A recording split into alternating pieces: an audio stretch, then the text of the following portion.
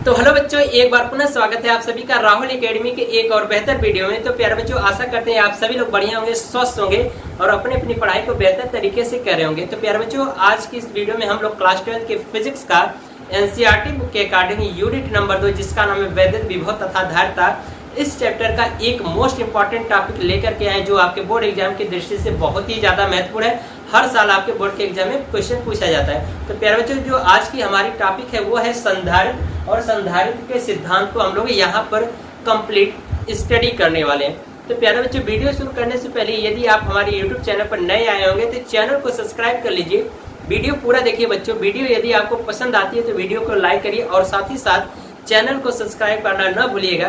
तो चलिए बिना किसी देरी की आज की वीडियो को शुरू करते हैं। तो प्यारे बच्चों, यहाँ पर देखिए हेडिंग मैंने लगा रखा है संधारित्र का सिद्धांत। ठीक है, तो संधारित्र का सिद्धांत प्यारे बच्चों समझने से पहले हम लोग जानेंगे कि संधारित्र होता क्या है। ठीक है, बिल्कुल बेसिक से चलेंगे और डिटेल समझेंगे। ठीक है, तो सबसे पहले हम लोग जानेंगे कि संधारित्र क्या है। ठीक है, तो प्यारे बच्चों, जो संधारित्र होता है वह एक ऐसी युक्ति या उपकरण होता है जो अपने अंदर विद्युत ऊर्जा को क्या करता है, संचित करके रखता है। बात समझ में आ रही है? आपने इस तरह का उपकरण आप मोटर में और पंखे में लगा हुआ देखे होंगे। यही हमारा क्या होता है, संधारित्र होता है। और ये जो संधारित्र होता है प्यारे बच्चों बहुत ही कम समय में यानी मिली सेकंड में अपने अंदर विद्युत ऊर्जा को संचित कर लेता है। और संचित जब हो जाएगा तो तुरंत जिस उपकरण से लगा होता है, जैसे अगर मोटर से लगा है तो मोटर को तुरंत क्या करेगा, विद्युत ऊर्जा देगा। पहले क्या करेगा, अपने स्टोर करेगा बहुत ही कम समय में, मिली सेकंड में अपने अंदर, यानी जितनी उसकी कैपेसिटी होगी, यानी जितनी उसकी धारिता होगी, जितनी उसकी क्षमता होगी, अपनी क्षमता भर क्या करेगा, विद्युत ऊर्जा को अपने अंदर संचित करेगा। और संचित जैसे ही होगा तुरंत क्या करेगा, मोटर को ट्रांसफर कर देगा ऊर्जा। यदि यह प्यारे बच्चों यह उपकरण यदि यह किसी मोटर में जुड़ा होगा तो मोटर में भी क्या होगा, यही कार्य करेगा। पहले अपने अंदर ऊर्जा को स्टोर करेगा, संचित करेगा, फिर इसके बाद मोटर को प्रोवाइड करता है। तो यही हमारा क्या होता है, संधारित्र होता है। ठीक है, तो इसीलिए कहा जा रहा है कि संधारित्र एक ऐसी युक्ति या उपकरण होता है जो विद्युत ऊर्जा को अपने अंदर क्या करता है, संचित करके रखता है। ये चीज क्लियर हुई प्यारे बच्चों? यदि थोड़ा सा डाउट होगा प्यारे बच्चों, नो प्रॉब्लम, आपको आगे देखिए हर एक चीज समझ में आएगी। और एक बार वीडियो को बैक करके जरूर देख लीजिएगा। ठीक है, तो आइए अब हम लोग जानेंगे संधारित्र के सिद्धांत को। तो संधारित्र क्लियर हो गया, तो अब हम लोग क्लियर कर लेते हैं संधारित्र का सिद्धांत क्या होता है। तो यहाँ पर प्यारे बच्चों आप देख सकते हो लिखा गया है, संधारित्र एक ऐसी युक्ति है जिसकी सहायता से चालक के आकार या आयतन को बढ़ाए बिना उसकी धारिता बढ़ाई जाती है। यानी इसका कहने का मतलब ये है कि जो संधारित्र एक ऐसी युक्ति है या ऐसा उपकरण है जिसमें क्या होता है, चालक के आकार या आयतन को बढ़ाए बिना, यानी कि चालक के आकार और आयतन को स्थिर रख करके, यानी उसके मान में कोई परिवर्तन न किया जाए, तो उसी को कह रहा है कि चालक के आकार और आयतन को बढ़ाए बिना, यानी उसको स्थिर रख करके हम क्या करते हैं, चालक की धारिता को बढ़ा सकते हैं।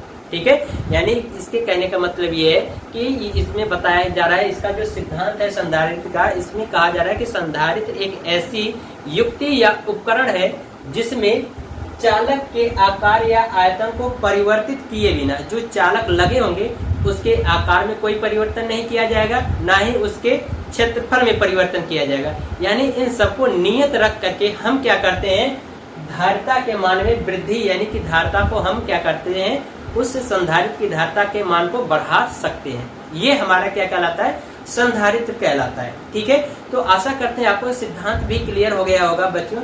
तो आइए अब हम लोग इसके चित्र को क्या करें, ये जो संधारित्र है, संधारित्र के चित्र को किस तरह से कार्य करता है उसको डिटेल डिस्कस कर लेते हैं चित्र के माध्यम से। ठीक है, तो यहाँ पर प्यारे बच्चों मैं बता दूं आपको रफली में कि जो संधारित्र होता है ये दो समांतर प्लेटों से मिलकर के बना होता है।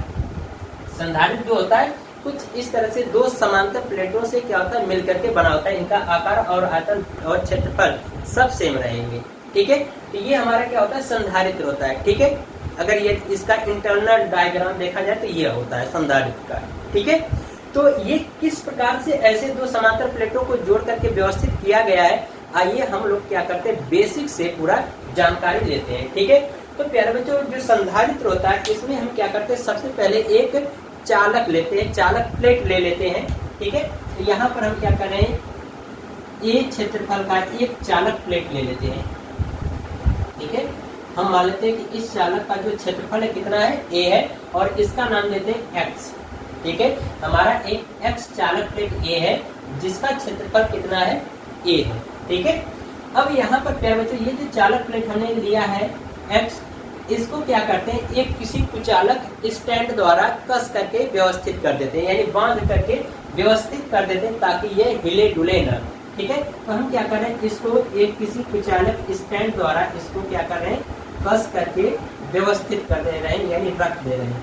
ठीक है, इसको हमने क्या किया, व्यवस्थित करके रख दिया। अब प्यारे बच्चों हम क्या कर रहे हैं कि इस चालक प्लेट को एक तार द्वारा जोड़ देते हैं। तो हम क्या कर रहे हैं, इसको एक तार द्वारा जोड़ दे रहे हैं। जो चालक प्लेट जो जिसका क्षेत्रफल a है और इसका नाम हमने x दिया है, तो ये जो x प्लेट है इसको हम क्या कर रहे हैं, किसी चालक तार द्वारा क्या कर रहे हैं, जोड़ दे रहे हैं। ठीक है, हमने जोड़ दिया। अब यही चीज हम क्या कर रहे हैं, इस तार पर एक धनावेश देंगे, इस चालक प्लेट पर, यानी कि जो चालक तार है इस चालक तार पर हम क्या दे रहे हैं, धनावेश दे रहे हैं। तो प्यारे बच्चों मैंने गॉस की जब प्रमेय पढ़ाया था वहां पर आपको बताया था रेखीय आवेश घनत्व। तो रेखीय आवेश घनत्व में प्यारे बच्चों मैंने ये बताया था कि जब किसी धनावेश को किसी चालक पर यानी किसी रेखीय चालक पर प्रोवाइड करते हैं, यानी कि धनावेशित आवेश देते हैं, तो वह आवेश क्या करता है, उस रेखीय जो चालक है यानी कि जो सीधा तार है उस पर क्या होता है, एक समान रूप से वितरित हो जाता है। तो वही कुछ कंडीशन यहाँ पर लागू होगा कि हम क्या करें, ये जो चालक प्लेट है हमारा x, ये कैसा रेखीय चालक प्लेट है और इसका क्षेत्रफल a है। हम क्या करें, इस चालक तार द्वारा हम इसको आवेशित करें। तो जब प्लस क्यू आवेश देंगे तो यह प्लस क्यू आवेश क्या होगा, इस पर, इसके संपूर्ण पृष्ठ पर एक समान रूप से क्या हो जाएगा, फैल जाएगा। तो कुछ ये इस तरह से वितरित हो जाएगा इस प्लेट पर। ठीक है, ये हो जाएगा धनावेश आ जाएगा इस पर, इधर भी इसके बाह्य पृष्ठ पर भी। ठीक है, और इधर भी आ जाएगा धनावेश। ठीक है, ये हमारा क्या हो जाएगा, धनावेश एक समान रूप से इस पे वितरित हो गया। अब प्यारे बच्चों हम क्या कर रहे हैं कि एक अन्य अनावेशित चालक प्लेट, ठीक है, एक अन्य अनावेशित चालक प्लेट इस x के समांतर ला करके रखते हैं। ठीक है, तो आइए इसको रखते हैं, एक अन्य अनावेशित चालक प्लेट जो कि जितना क्षेत्रफल इसका होगा उतना ही क्षेत्रफल इसका भी होगा। ठीक है, जो दूसरा प्लेट रखेंगे, और जितनी लंबाई इसकी होगी उतना ही लंबाई इसकी भी होगी, तभी ये समांतर चालक प्लेट होगा। ठीक है, ये समान लंबाई और समान क्षेत्रफल का एक चालक प्लेट हमने रख दिया, इसका नाम दे देते हैं y। ठीक है, और ये कैसा है, अनावेशित चालक प्लेट है, यानी इस पर कोई आवेश नहीं। कोई आवेश न होने का मतलब कि इस पर जितना ही धनावेश है उतना ही ऋणावेश है। ठीक है, तो इसको भी हम क्या करेंगे, एक कुचालक स्टैंड द्वारा इसको भी व्यवस्थित कर दें। हमने क्या किया, एक कुचालक स्टैंड द्वारा इसको भी व्यवस्थित करके रख दिया। ठीक है, यानी कि जोड़ करके रख दिया। तो अब प्यारे बच्चों इसमें देखो एक बहुत ही गजब का ट्विस्ट आएगा। इसमें आएगा क्या कि हमने कहा कि इस पे जितना धनावेश है उतना ही ऋणावेश होंगे, और जैसे ही हमने इस चालक प्लेट y को इस x के समांतर ला करके रख रहे हैं, सामने इसको रख रहे हैं, तो इन दोनों के बीच में क्या होगा, एक प्रेरण की क्रिया होगी। ठीक है, कौन सी क्रिया होगी, प्रेरण क्रिया। ठीक है, प्रेरण क्रिया, इन दोनों के बीच में क्या होगा, प्रेरण क्रिया आएगा, यानी प्रेरण क्रिया होगी। और प्रेरण क्रिया की वजह से ये जो धनावेश है इसके धनावेश को क्या करेगा, प्रतिकर्षित कर देगा, और जो ऋणावेश होगा उसको क्या करेगा, अपनी तरफ आकर्षित कर लेगा। आप जानते हो कि जो धनावेश और ऋणावेश होते हैं इन दोनों में आकर्षण बल कार्य करता है। यदि वह धनावेश दोनों है तो उनमें क्या होगा, प्रतिकर्षण बल कार्य करेगा।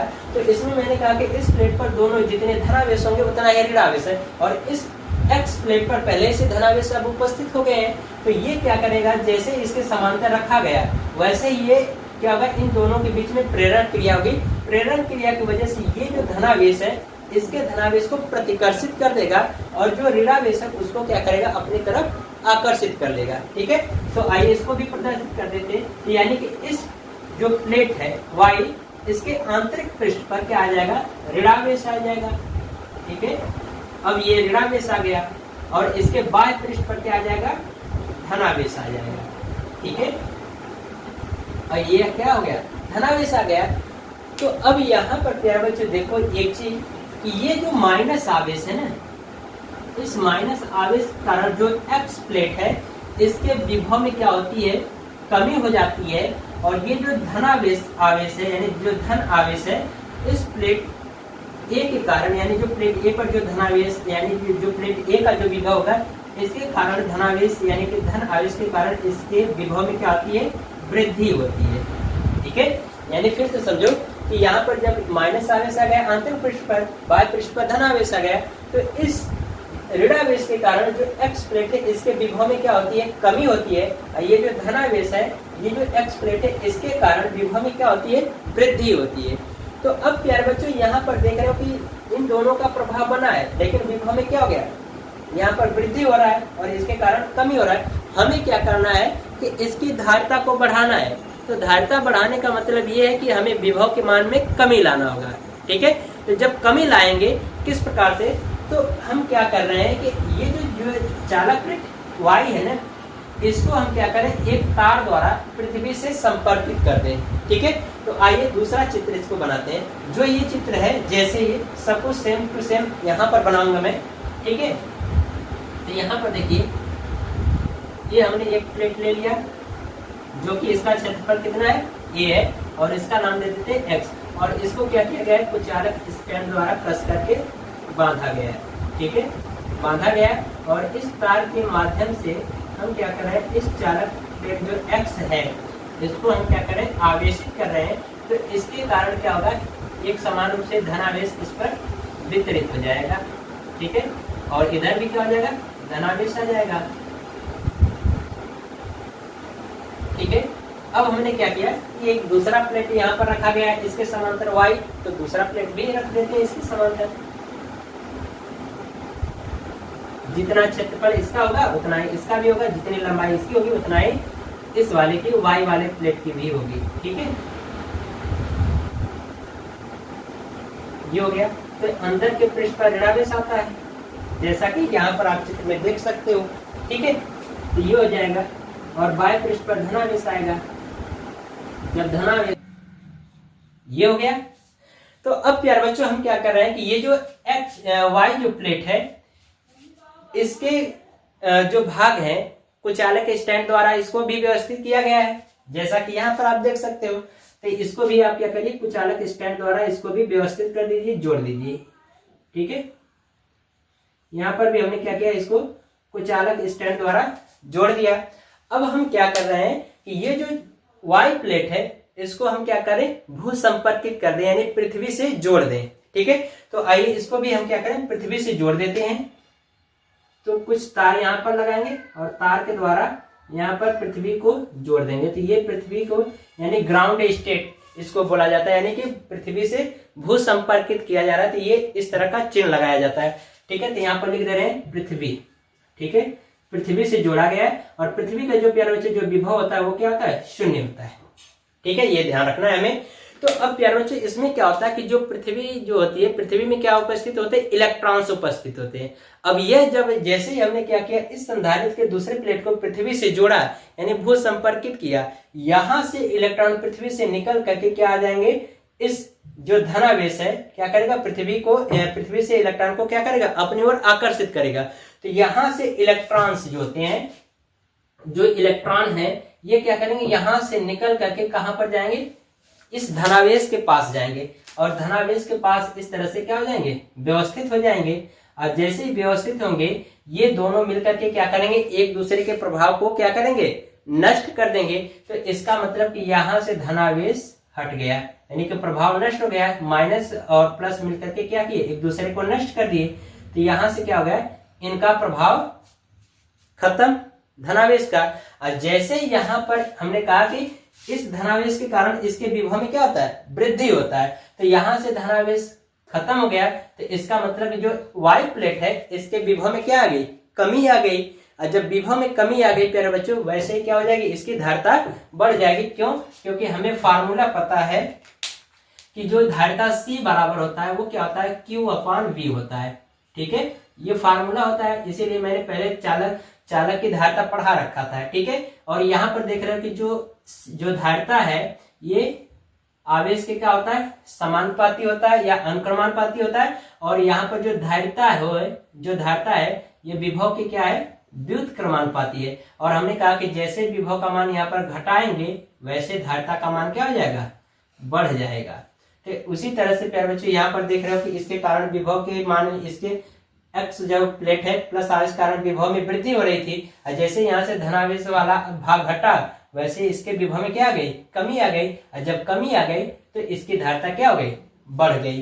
तो यही प्यारे बच्चों हमारा क्या होता है, संधारित्र का सिद्धांत होता है। और यही कहा गया था कि संधारित्र एक ऐसी युक्ति है जिसकी सहायता से चालक के आकार या आयतन को बढ़ाए बिना या उसके आकार या आयतन को परिवर्तित किए बिना धारिता में वृद्धि की जाती है। तो यहाँ पर देख रहे हो कि हमने क्या किया, ना ही चालक के आकार को परिवर्तन किया और ना ही चालक के आयतन को परिवर्तित किया, दोनों को सेम रखा। और देख रहे हो कि इस तरह से हम क्या किए, संधारित्र की धारिता के मान को बढ़ा दिए। ठीक है, तो यही प्यारे बच्चों हमारा संधारित्र होता है और संधारित्र का सिद्धांत होता है। इसी तरह से संधारित्र कार्य करता है। ठीक है, तो आप इसको स्क्रीनशॉट ले लीजिए और यहां से इसको रख कर दीजिए। ठीक है, ये बस मैं आपको समझाने के लिए इतना बनाया था। ठीक है, तो इस तरह से स्क्रीनशॉट ले लीजिए। आपको जैसे मैंने बताया वैसे ही आपको बोर्ड के एग्जाम में लिखना होगा प्यारे बच्चों, और आपको फुल मार्क्स मिलेंगे। ठीक है, तो इस तरह से प्यारे बच्चों आज की जो हमारी वीडियो वो कंप्लीट होती है। आशा करते हैं आपको हर एक चीज समझ में आया होगा। यदि प्यारे बच्चों आपको वीडियो पसंद आई हो तो वीडियो को लाइक कर दीजिए और साथ ही साथ चैनल को सब्सक्राइब करना न भूलिएगा। तो चलिए मिलते हैं इसी तरह से एक और मजेदार वीडियो में, तब तक के लिए गुड बाय, थैंक यू, जय हिंद बच्चों।